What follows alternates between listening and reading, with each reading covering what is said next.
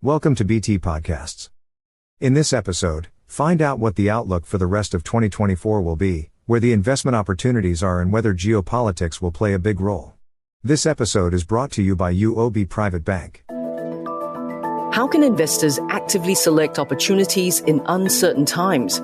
Some expect the US to dominate the macro story for the rest of 2024, but will it really? And what about the rest of the global market? Welcome to Podcast by the Business Times. I'm Howie Lim. In this episode, we speak to Neo Teng Hwee, Chief Investment Officer, Head of Products and Solutions, UOB Private Bank, to get an expert view on what the outlook for the second half of 2024 will look like. This episode is brought to you by UOB Private Bank. Teng Hwee, thanks for joining us today. Always a pleasure to be here. So what do you reckon? What is the outlook for financial markets for the rest of the year? I'm feeling pretty good about financial markets.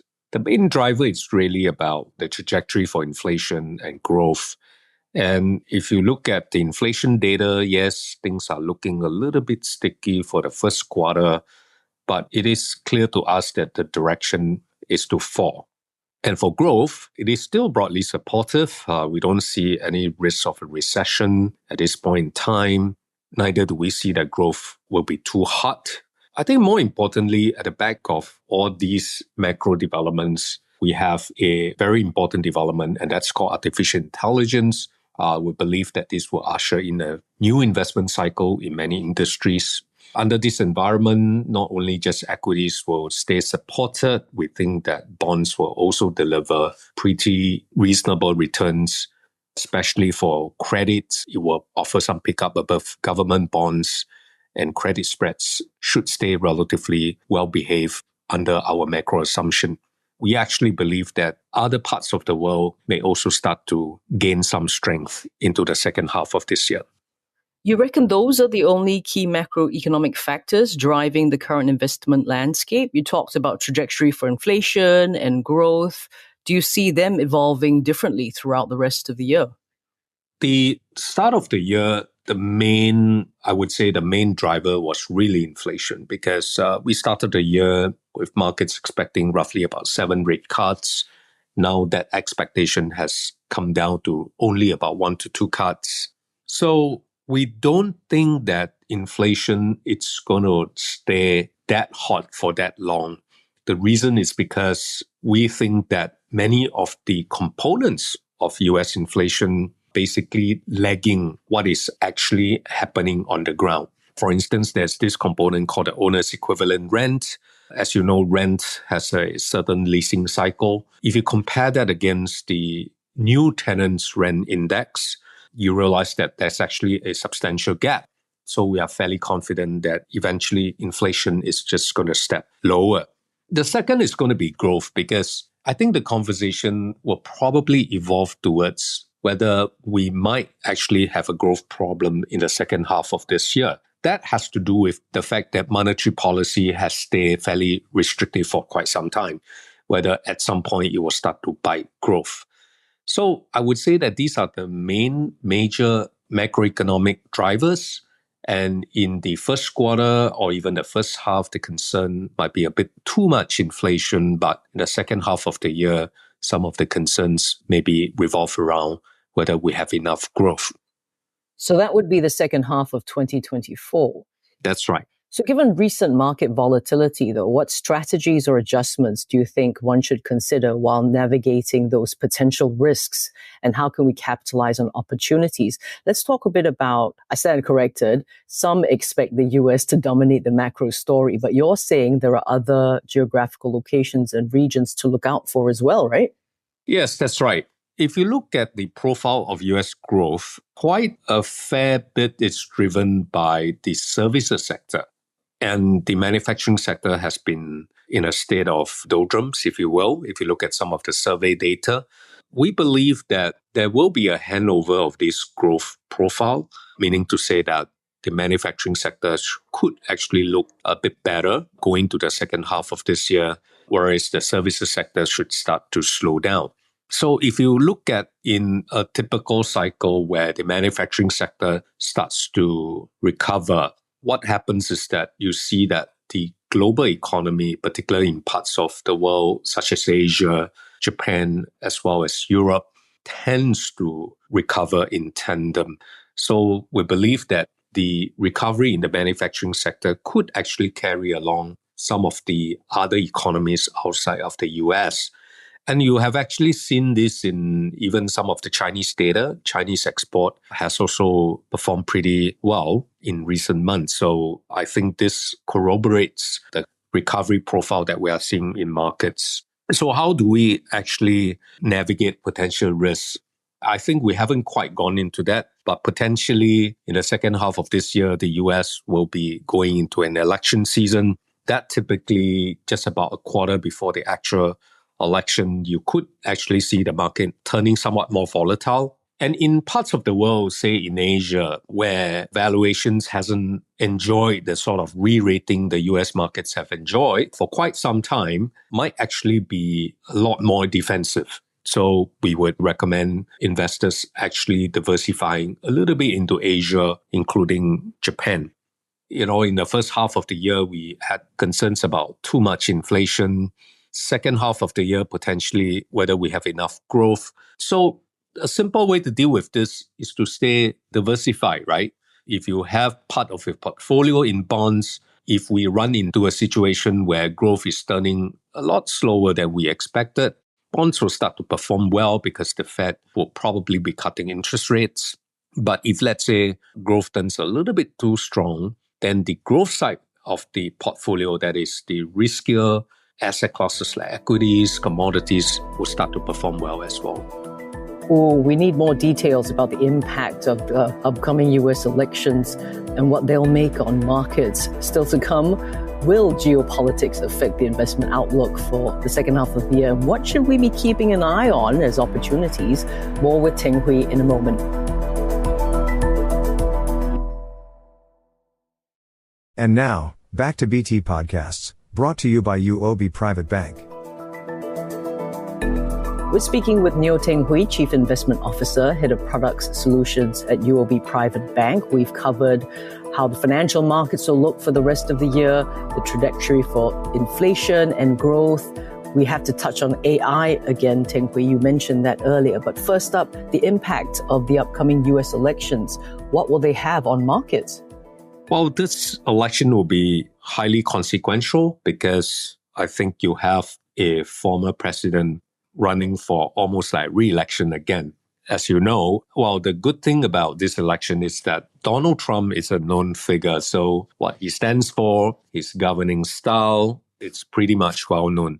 I think apart from the presidential election, there will also be the congressional races. That means some of the seats, both the House and the Senate, will be up for re-election. And I think if you do get a Trump presidency as well as a Republican win for both the Senate and the House, the immediate impact I could think of will be that interest rates could potentially rise. This is because when you have one single party having so much control, it is a lot easier to pass fiscal policy. So most likely the 2070 Trump tax cut, which is actually due to be expired soon, will be continued. And from a sectoral perspective, traditional energy will do better than, let's say, the renewable energy, and sectors such as industrials and defense will also get a boost. In the event of, let's say, the US government stepping up its spending and fiscal sustainability comes as an issue, I think some parts of the growth stocks might also come under pressure. Those parts of the growth market that probably trading at very high valuations may come under some pressure as well due to their sensitivity to interest rates. The other major campaign pledges, I would say, by former President Trump is to potentially impose up to 60% tariff on all Chinese imports, as well as 10% tariff for the rest of the world. If that is the case, if it is indeed implemented under that scenario, probably some of the emerging markets, including China, will be negatively impacted.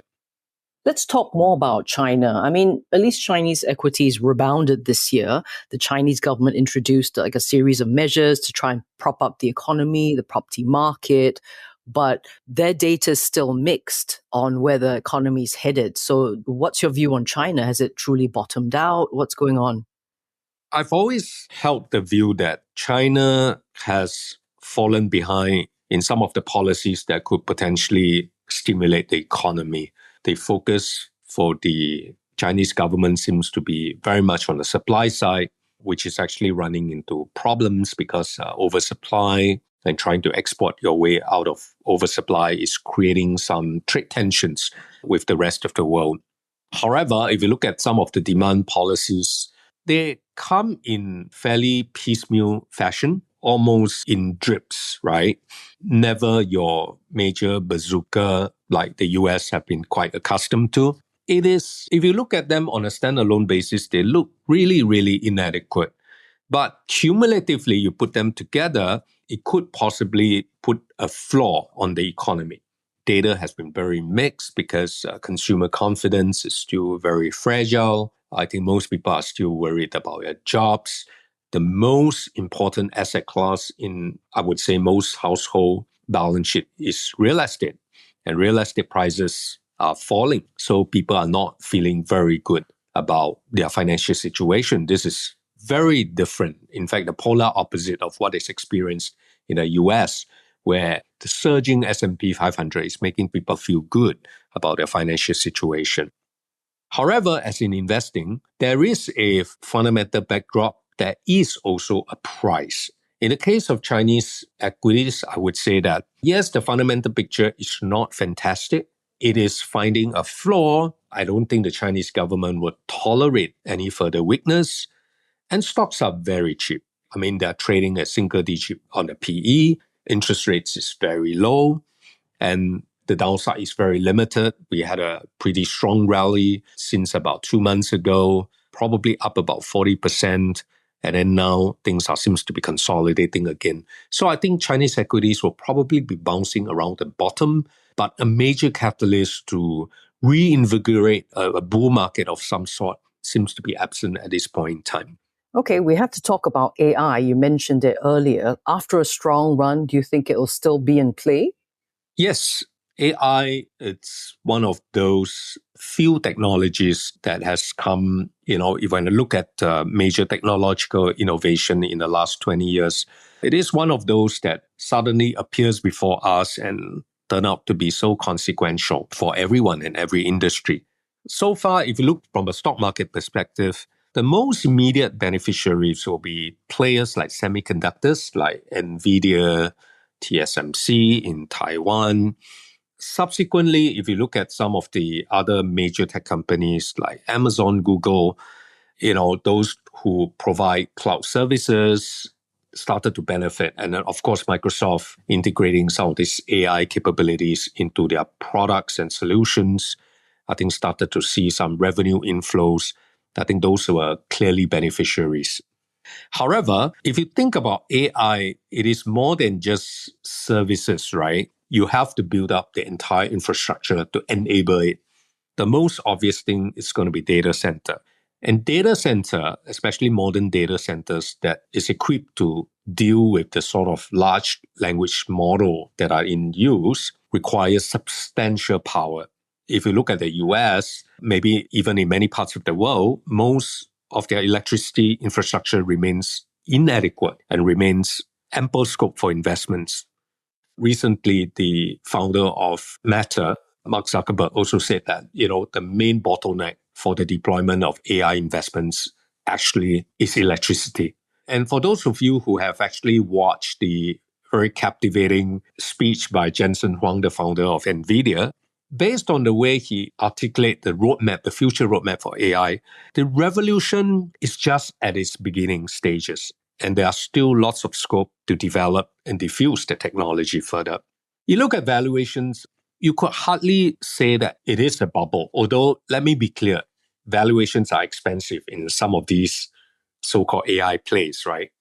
I don't think it comes anywhere close to the sort of valuations we have seen in the 2000s. So I think there are other opportunities in, when you look at the entire AI theme. So you can look at utilities, those are involved in power generation and transmission, some of the industrial companies that will also benefit from the construction and building of data centers. Of course, longer term, as people eventually try to find that special killer application, right? Some of the industries where they can really use Gen AI to accelerate innovation like healthcare and other areas where you can actually augment manpower, or in industries where there's a substantial deployment of manpower. Part of the jobs can actually be done by AI will also benefit from the technology. So those secondary markets or sectors that stand to gain from a boom in AI, utilities, data centers, etc., health tech, you were mentioning, anything else that would be promising investment opportunities, you reckon, for the rest of the year? I think some of the other potential areas that will benefit from AI or just the broad macro environment that we see in the coming months and quarters. One is actually Japan. The Japan call, we have been fairly early on the Japan call, and the market has risen quite a bit. And I think looking at the level of the currency and the fact that there's quite a fair amount of structural reforms to improve the value of companies, investors should look at Japan quite differently. It used to be an underperformer when it comes to metrics like return on equity. Now, I think potentially you can map out a scenario where you can see Japan generating roughly about 12% return on equity, and the sort of valuation that Japanese equities should trade at should be higher than what it is today. So we think that Japan is going through a virtuous cycle where people no longer expect prices to keep falling, whereas prices and wages can actually start to rise. And as a result of that, you will also start a fresh new investment cycle. And the Japanese government have also put its support behind some of the technology that are required for AI investments, such as advanced semiconductors. I think this idea that, some markets are trading cheaper, substantially cheaper than others, like Japan, have started to realize that for a country that is aging, this is something that is not ideal, because having rising asset prices is part of the whole pension system, right? To be able to fund a population that is aging. I think some of the other markets that have started to look at this and take this seriously and is trying to emulate what Japan is doing.